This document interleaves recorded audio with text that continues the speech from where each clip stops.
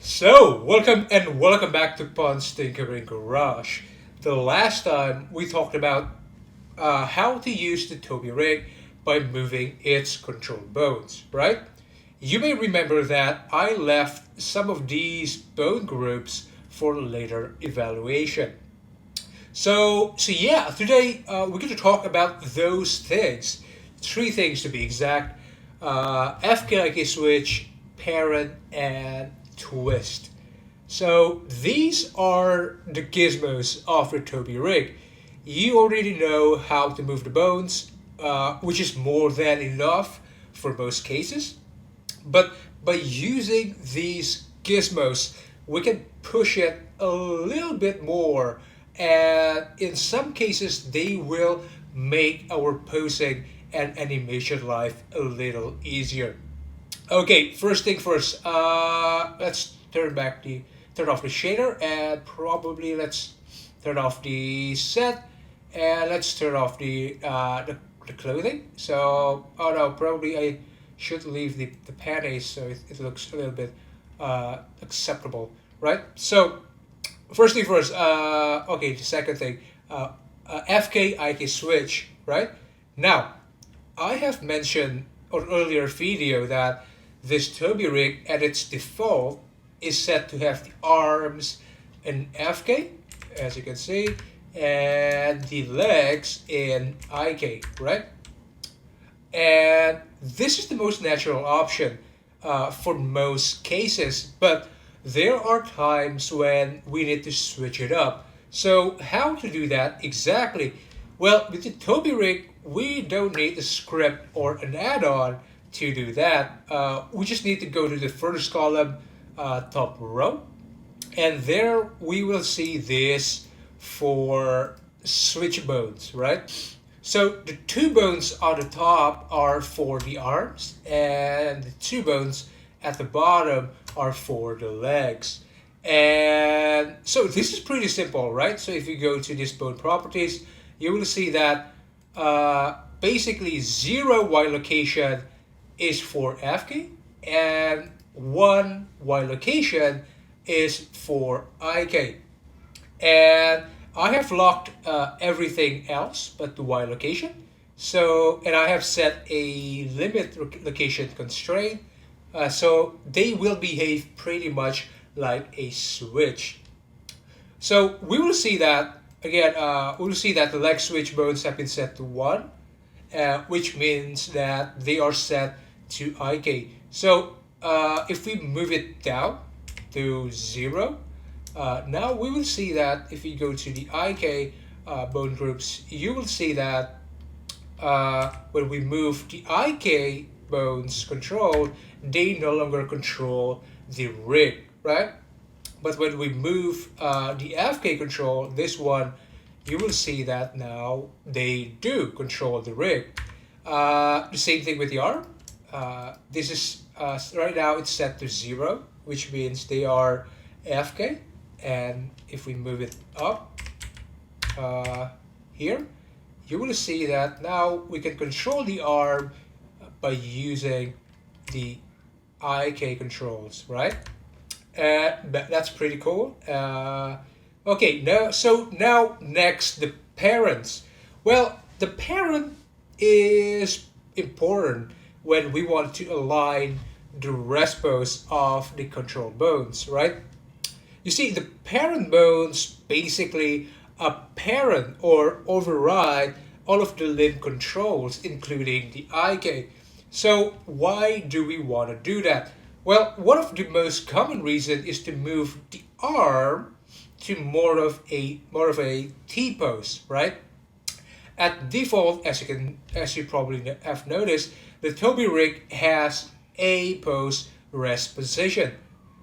There's a lot of people out there who's more accustomed to using one way over the other. So if you're used to using a rig with a T-post, then this is just for you. So if we move this parent, so this is the parent. So if we move the parent arm up, something like that, then the Toby rig becomes a T-post rig, without actually changing the bone controls transform properties. So because if we go back to say FK bones, we will see that the upper arm control bones here, uh, we will see that all of these transform properties are still zero, right? The same thing with the IK, you will see that the location and rotation remain zero. And that's pretty cool. And the same thing with the legs though.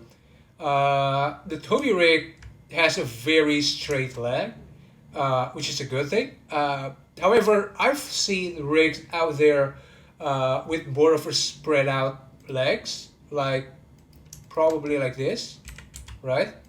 And which is fine. And yeah, so if that's the case, we can use the parent bones to rotate it without actually or directly moving and rotating the control bones themselves, right? Okay, so that's it for the parents. Now let's move on to the next thing and the last, the twist bone. And so if we go to the last bone groups here, there are two for each limb, right? For making them in total 8 bones. And for the arm, there's one for the upper arm and another one for the hand. For the leg, there's one for the thigh and another one for the foot. So one of the most obvious example of the twist bone is the hand and the foot. Right now, as you can see that I've set a copy rotation on both the twist bones of the hand and the foot, right?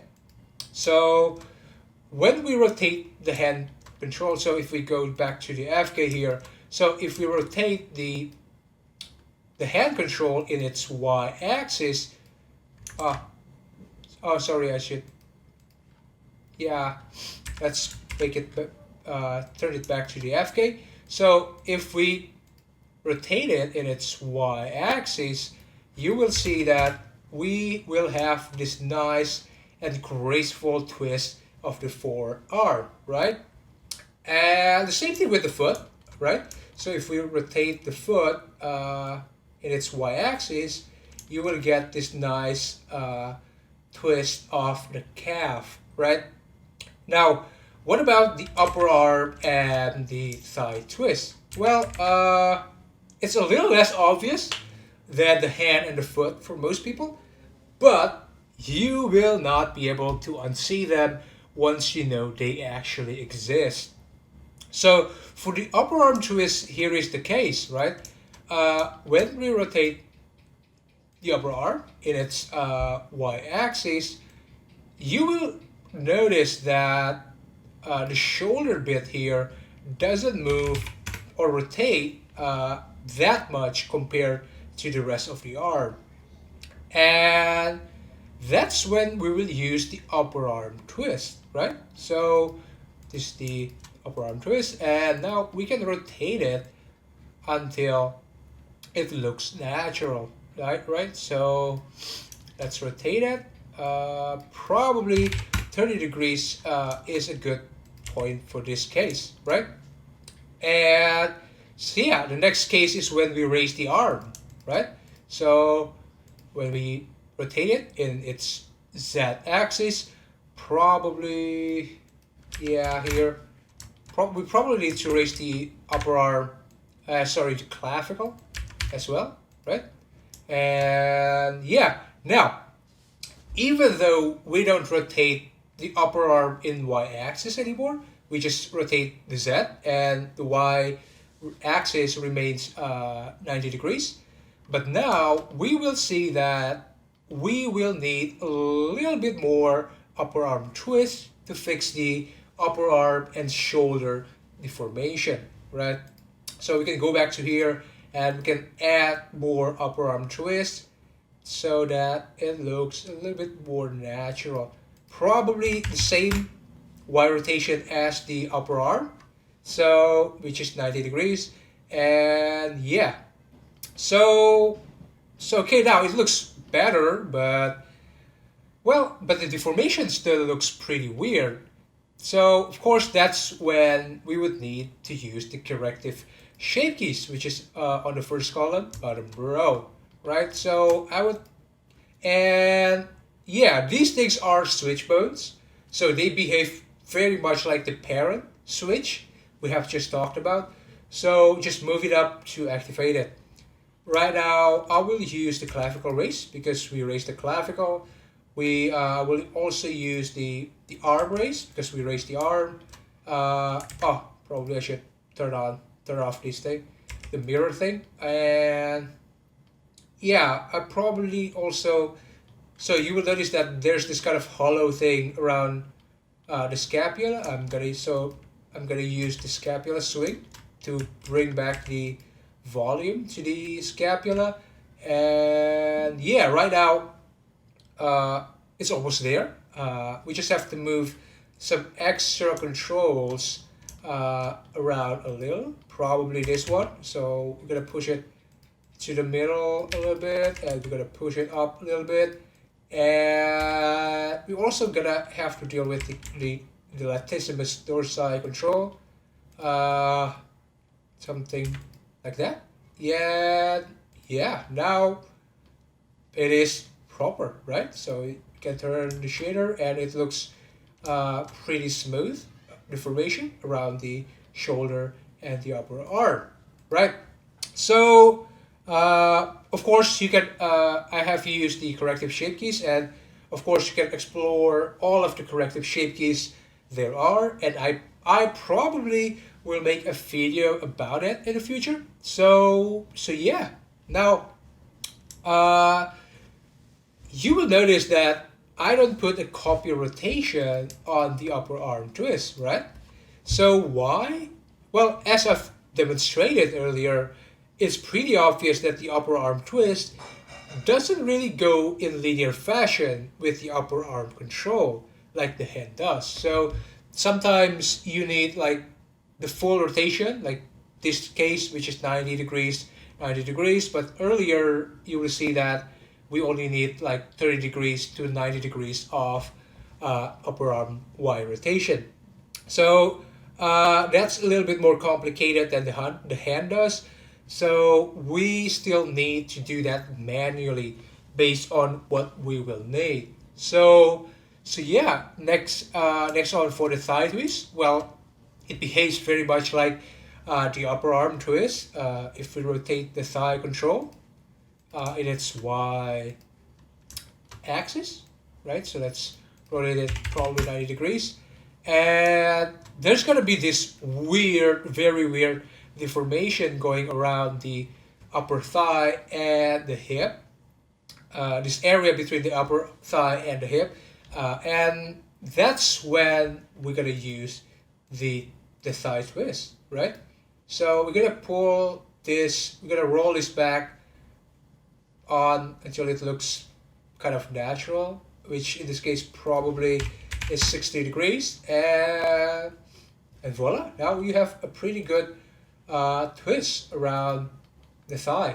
And yeah, so yeah, I guess that's it for the twist, and that's it for all the gizmos of the Toby rig.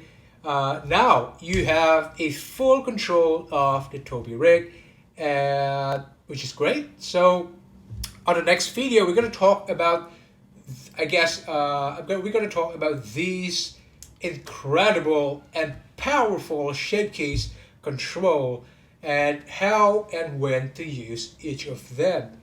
So, okay, I'll see you there.